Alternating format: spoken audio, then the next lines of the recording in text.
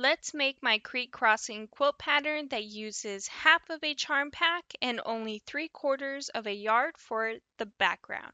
Now I am using The Season of Tribute, Roots of Nature by Bonnie Christine, and Moss in Pure Solids, all from Art Gallery Fabrics. Art Gallery Fabrics doesn't manufacture charm packs, so I'm going to take a layer cake and cut each 10-inch square into 4 5-inch squares per the layer cake to create technically 4 charm packs. But for this pattern, you will only need 20 5-inch squares in prints, which will be only half of a charm pack. Now do save those remaining 20 5-inch squares, as I will have another quick table runner pattern coming soon.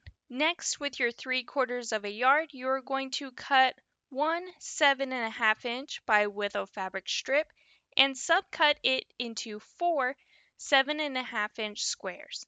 Then with those 7.5-inch squares, you are going to cut them twice at a 45-degree diagonal to form 4 smaller half square triangles. Then you will cut one 4-inch by width of fabric strip and subcut it into 8 4-inch squares.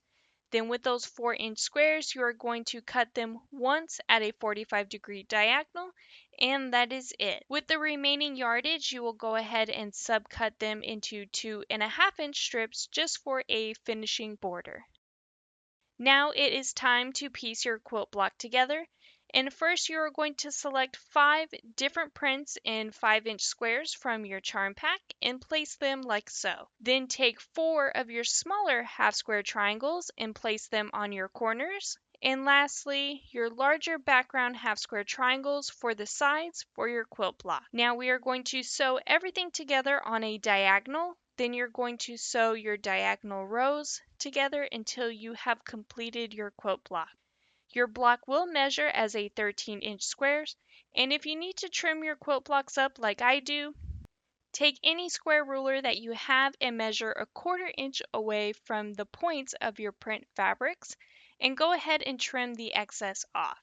Now I don't have a ruler that is large enough, so I am using a smaller one and doing each corner one step at a time until my block is completely square.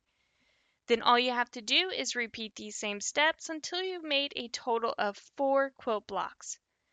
Once your 4 quilt blocks are made, you will then sew them together into one row. Then lastly, take 2.5-inch by width of fabric background strips and sew them together to form your border for your table runner, and you're done.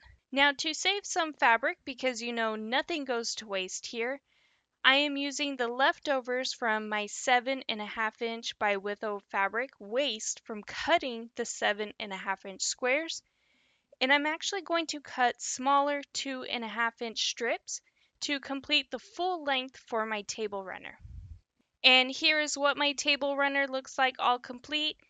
This pattern will also look fantastic on a larger quilt, so please feel free to make as many blocks as you like to go big or go smaller. And for the backing, I am using this coordinated print within the same collection. And for the thread choice, I am going with glide threads in the color Willow. And here's what my quilt looks like all quilted. Now I do hope you have enjoyed today's tutorial. If you could, please take a moment to hit that like and subscribe button. Hit the notification bell so you can be notified for your next amazing quilt project.